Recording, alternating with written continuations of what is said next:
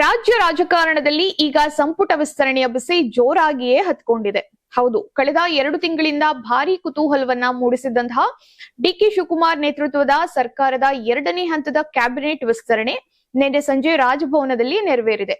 ಆದ್ರೆ ಹೊಸ ಸಚಿವರ ಅಧಿಕಾರ ಸ್ವೀಕಾರದ ಬೆನ್ನಲ್ಲೇ ಕಾಂಗ್ರೆಸ್ ಪಾಳ್ಯದಲ್ಲಿ ಅಸಮಾಧಾನದ ದೊಡ್ಡ ಕಿಡಿಯೇ ಹೊತ್ಕೊಂಡಿದೆ ಅಂತ ಹೇಳಬಹುದು. ಅದರಲ್ಲೂ ಹಿರಿಯ ನಾಯಕ ಮಾಜಿ ಸಚಿವ ದಿನೇಶ್ ಗುಂಡೂರಾವ್ ಅವರಿಗೆ ಸಂಪುಟದಲ್ಲಿ ಸ್ಥಾನ ಸಿಗದಿರುವುದು ಈಗ ಪಕ್ಷದೊಳಗೆ ದೊಡ್ಡ ಚರ್ಚೆಗೆ ಗ್ರಾಸವಾಗಿದೆ.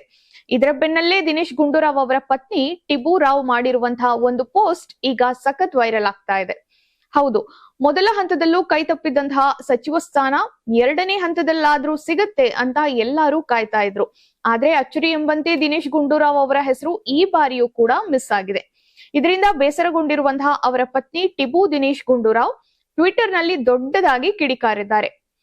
ನನ್ನ ಗಂಡ 6 ಬಾರಿ ಶಾಸಕರಾಗಿ ಕೆಪಿಸಿಸಿ ಅಧ್ಯಕ್ಷರಾಗಿ ಪಕ್ಷಕ್ಕೆ ನಿಷ್ಠೆಯಿಂದ ಕೆಲಸವನ್ನ ಮಾಡಿದ್ದಾರೆ. ಆರೋಗ್ಯ ಇಲಾಖೆಯಲ್ಲಿ ದೊಡ್ಡ ಬದಲಾವಣೆಯನ್ನ ತಂದಿದ್ದಾರೆ.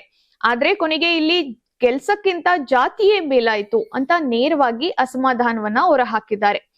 ಕೇವಲ ವೈಯಕ್ತಿಕ ನಿರ್ಧಾರ ಮತ್ತು ಹಠಕ್ಕಾಗಿ ಇಂತಹ ನಾಯಕರನ್ನ ಕಡೆಗಣಿಸುತ್ತಿರುವುದು ವಿಪರ್ಯಾಸ ಅಂತ ಬೇಸರವನ್ನ ವ್ಯಕ್ತಪಡಿಸಿದ್ದಾರೆ.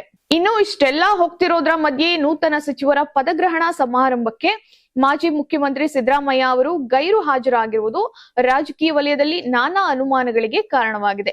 ದಿನೇಶ್ ಗುಂಡೂರಾವ್ ಬ್ರಾಹ್ಮಣ ಸಮುದಾಯಕ್ಕೆ ಸೇರಿದ್ದ ಕಾರಣಕ್ಕೆ ಅವರನ್ನ ಕಡೆಗಣಿಸಲಾಯಿತಾ ಎಂಬ ಪ್ರಶ್ನೆ ಈಗ ರಾಜಕೀಯ ಕಾರಿಡಾರ್ ನಲ್ಲಿ ಜೋರಾಗಿ ಕೇಳಿ ಬರ್ತಾ ಇದೆ.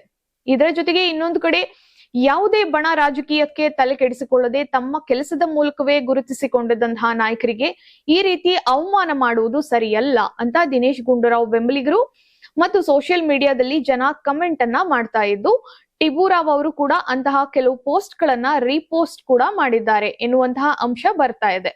ಒಟ್ನಲ್ಲಿ ಸಂಪುಟ ವಿಸ್ತರಣೆಯ ಬೆನ್ನಲ್ಲೇ ಕಾಂಗ್ರೆಸ್ ಪಾಳ್ಯದಲ್ಲಿ ಭುಗಿಲೆದ್ದಿರುವಂತಹ ಈ ಅಸಮಾಧಾನ ಎಲ್ಲಿಗೆ ಬಂದು ನಿಲ್ಲುತ್ತೆ ಎಂದು ಮುಂಬರುವ ಹಂತದಲ್ಲಿ ಕಾದು ನೋಡಬೇಕಾಗಿದೆ.